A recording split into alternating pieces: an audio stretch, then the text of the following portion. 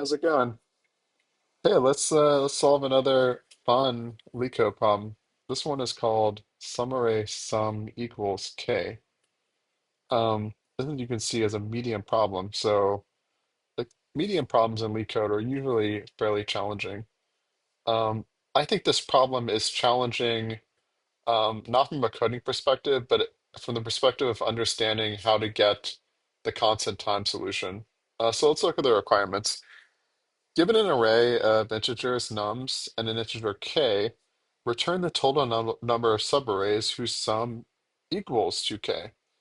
So essentially, you're going to have a nums array like this, and then a target. And the goal is to find continuous portions or slices of this array.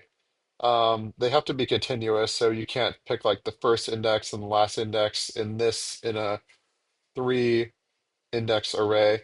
It has to be in this example like the first two, so you'd have one and one add up to two, and then one and one on this portion of the array also adds up to two. So the solution output here is two. So how do you get the solution? Well, you could brute force this and get a uh, n squared time complexity by just going through the array and then looping through again and finding, for example, starting at one and then going through the rest of the array and adding in this index and seeing if that adds up to the target, and then if it doesn't, adding the next index and so on, and then start once you find the target starting from the first index, then going to the next index and looking through the rest of the array, or looking through, yeah, you would get n squared, I believe. There's a more efficient solution, but it's more complicated. Um, Essentially, I'm gonna code this up and then I'll try to explain it because the code isn't too complicated. Um, let's see. Let's do um, prefix sum count equals an object. So we're going to use our trusty JavaScript object, which implements a hash map so we can do direct time lookup on it. Um, Now I'm going to, instantiate this so that we have a prefix sum of zero start with one. And I like to have my objects look like that um, for this type of thing. Let's put a space here so it's a little bit easier to read, like it's a JSON format. Okay. So now I'm going to loop through the nums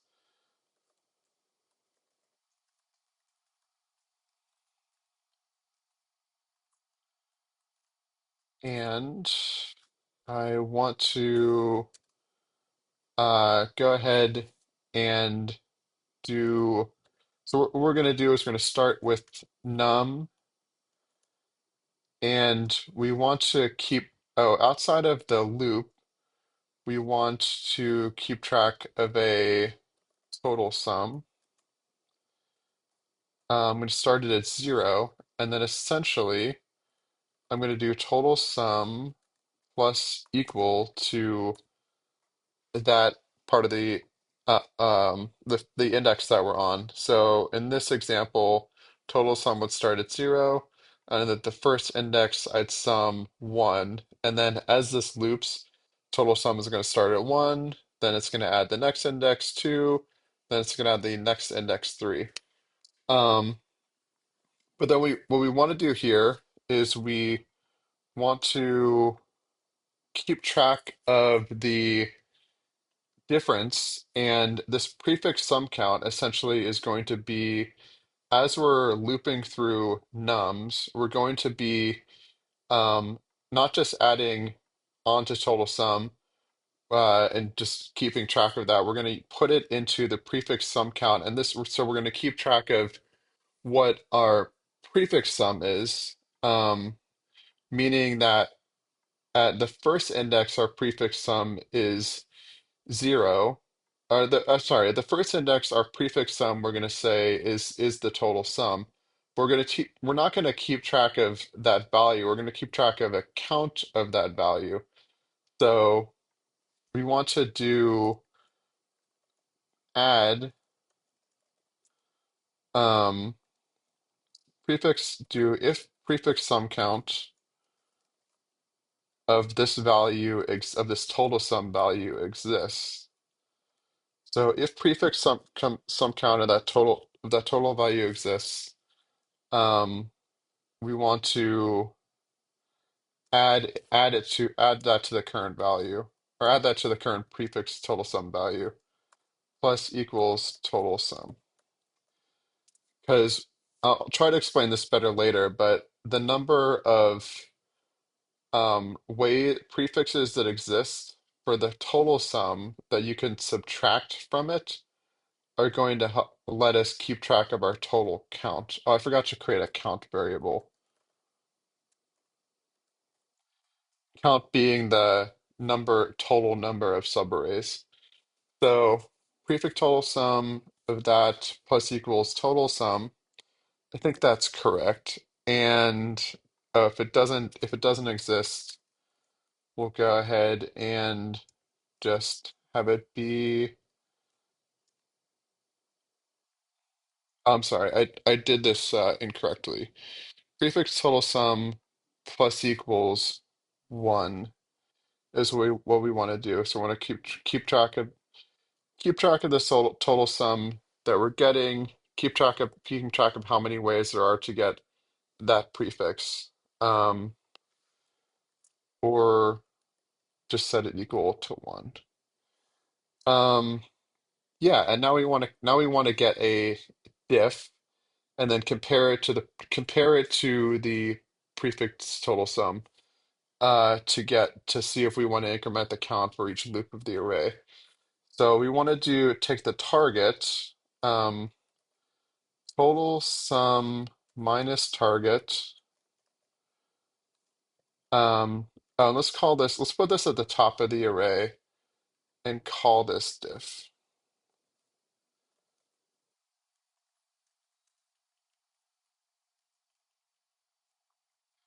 And this can be a const because we're not going to modify it. We're going to keep it the same for this iteration, but recreate it. Okay. So after we increment the prefix total sum, then we want to do, sorry, const diff equals that. It's a little late here. So diff, now we have our diff. So we want to say, um, oh, it's not called total sum minus target. It's K is the target, not target. Duh. Um, okay. So now we're going to compare the total sum to the prefix sum count, and so we're going to say if the diff, if prefix total sum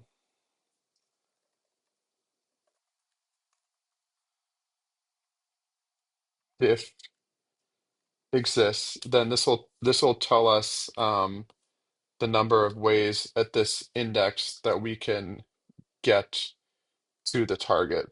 So if that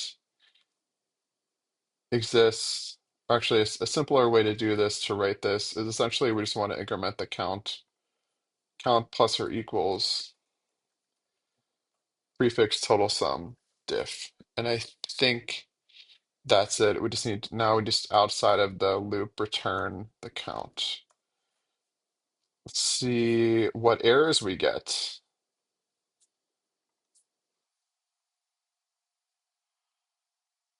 Okay. Prefix total sum not defined. So I guess I called it something completely different. I wish Leetcode had autocomplete for variable names.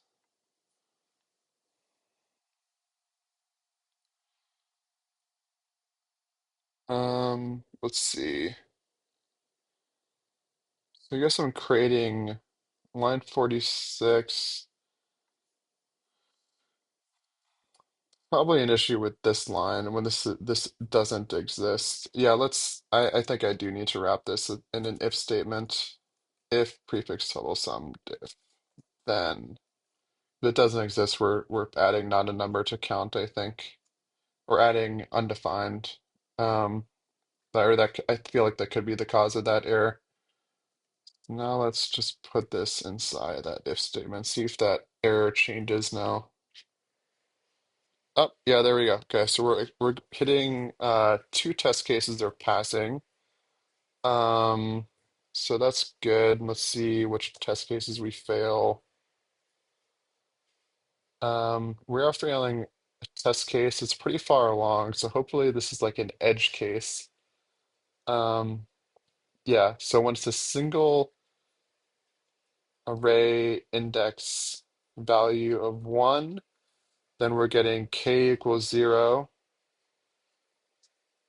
K equals zero here. I guess that's what we're failing. So output one, expected zero. Um, since k, so we'll walk through this test. This is a little tricky, but we'll walk through it. So nums in this case is a single index array of one, and then k is zero. So then I start the prefix sum count zero and one, and the total sum is zero. Um, and then maybe this is the issue. Maybe setting the total sum or the count to zero is incorrect. We're expecting zero. So how am I incrementing that? Um, so passing in num, there's only one. Passing in num equals one. So I'll just write it out so I don't have to bother like putting. Sometimes I'll take these and put them into the snippets of Chrome, but since I just have a pretty simple test case, I'm just gonna like walk through it manually without actually running it in a way where I can get a debugger since I'm not paying for Leetcode Premium. Um, total sum. So when one is passed in, total sum plus equals num, so that we're incrementing the total sum from zero to one, and then total sum minus zero. So we're getting a diff of zero. And if prefix total sum count, prefix sum count of total sum. Let's see. So if one, so then we're setting prefix total sum to one, and then here's where we run into a problem. At this point, in this edge case, prefix sum count will look like this with the zero and the one. We've also at this point added one of one like that. And maybe that's the issue.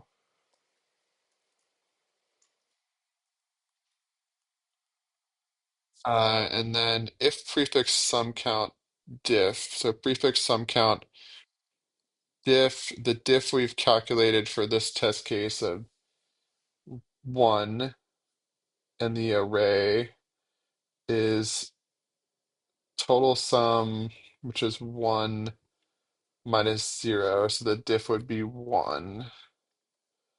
So here we'd be looking for one. Yeah, so here's our problem. Um, so I could just add a conditional for this test case, but I don't want to have to do that. Ideally, you just handle your edge cases programmatically rather than just adding an if statement and adding the solution because you could do that for every test case, right? Um, so the problem with my logic is that I mean it's true that this is a prefix of one, uh, because so that's true, but nothing adds up to k, so that's false. Um, So I guess what I'm doing is saying that the there's a way to maybe I need to move this so that it's not, maybe I need to do this check before adding. I feel like if I did, this might break some other test cases, but if I do this check before adding into it, that might be the key thing. I don't know why that wouldn't have failed other test cases though, but let's just see if moving this check and incrementing it before fixes that test case. Let's see what other test cases were failing now that we've adjusted it. Let's see if it failed these test cases. Still passes those. So let's see which other ones we fail now. Oh, it passed. Okay. So in this case, you have to run this, and it has to be incrementing the count before you add to the prefix sum. I guess that makes sense because um, maybe you want to calculate this before adding that onto the prefixes so it's not inappropriately counted. Okay. So now we have a solution.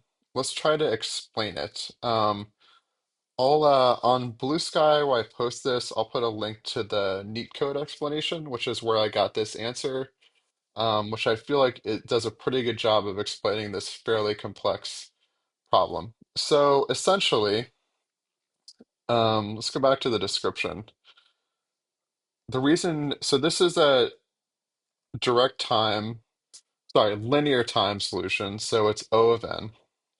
So it scales with the number of nums. It scales linearly. The brute force solution would be n squared. So it's a big improvement on that. The key is that you're returning the total number of subarrays. You're not returning all the subarrays. That's why you can keep track of this hash map, which tells you the number of prefixes that exist to add up to a value. So, for example, um, when you have this prefix 1 and 2, this adds up to 3, and the target is 3. And then when you get to the last index of this array, you have 3 and 3. So at that point, you have in this count where I'm looping, you'll have the count be sorry, you'll have the total sum be 6. And okay, so you've gone through each of this loop and you've just added up and you've got a total sum of 6. And then in the sum count, you'll know that there's one way of subtracting from where you are in the total count of the array. You know that there's one way of subtracting from that value to get 3. And so that's why you can keep track of the number of prefixes that give you 3. Um, and at that point, when you have a value, you subtract that in the prefix sum count of the diff, and that gives you the count up to that point to tell you the number of subarrays. Again, I'm not great at explaining this, but it's kind of a fascinating problem.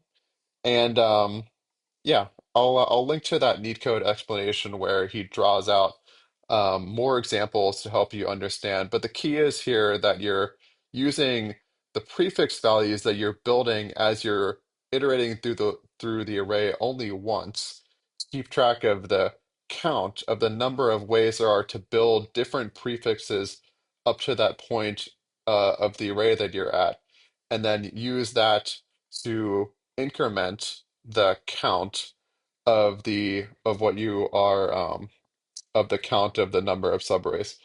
All right. Well, have a great night, every guys. Yeah, happy coding.